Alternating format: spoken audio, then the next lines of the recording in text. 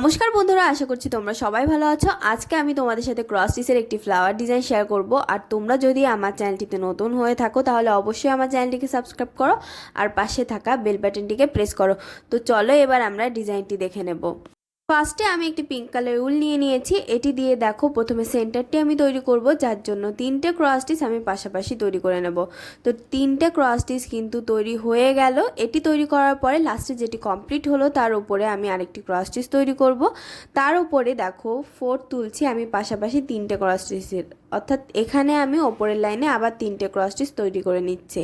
তো এই লাইনটি কমপ্লিট করার পরে একটি সাইডে দেখো মাঝের ক্রস স্টিচের গ্যাপ রেখে আমি আরেকটি সাইডে একটি ক্রস স্টিচ তৈরি করে নিলাম। এবার আমি পাপড়ি তৈরি করব, যার জন্য দেখো নিচের থেকে একটি ক্রস স্টিচের গ্যাপ রেখেছি, যে তিনটে ক্রস স্টিচের লাইন রেখেছিলাম সেটি থেকে। আর মাঝের ক্রস স্টিচের লেভেল বরাবর দেখো দুটো ক্রস স্টিচের গ্যাপ পড়েছে, নিচে তো একটি ক্রস স্টিচের লাইন গ্যাপ গেছে আর ওপরে একটি। তো এটি তৈরি করার পর দেখো পাশাপাশি দুটো ক্রস স্টিচ আমি তৈরি করে নিলাম, সাইডের দিকে একটি ক্রস স্টিচ বাড়িয়ে। তারপরে আবার অপর সাইডে চলে এলাম, মাঝে আরেকটি ক্রস স্টিচের গ্যাপ রেখে দেখো এখানেও আমি দুটো ক্রস স্টিচ তৈরি করে নিচ্ছি, সাইডের একটি ক্রস স্টিচ এক্সট্রা নিয়ে। তারপরে আবার দেখো লেভেল সমান রেখে আমি এখানে 5টি ক্রস স্টিচের একটি লাইন তৈরি করব।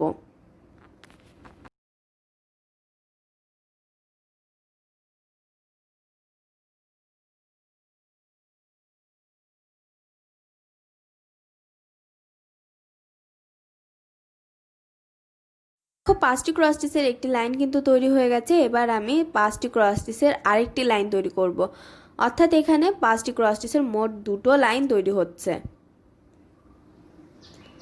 দেখো দুটো লাইনে কিন্তু আমি কমপ্লিট করে নিয়েছি। এরপরে আমি দুই সাইডে একটি একটি করে ক্রস স্টিচ কমাবো, কমিয়ে তিনটে ক্রস স্টিচের একটি লাইন তৈরি করে নেব।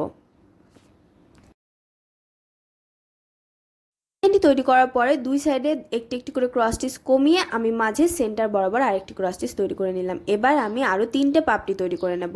দেখো আমি পাপড়িগুলো কমপ্লিট করে নিয়েছি। এবার আমি পাতা তৈরি করব।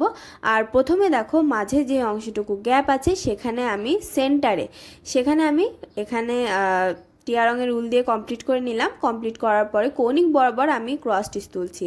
দেখো এখানে আমি কৌণিক বরাবর মোট 4টে ক্রস স্টিচ প্রথমে তৈরি করে নেব।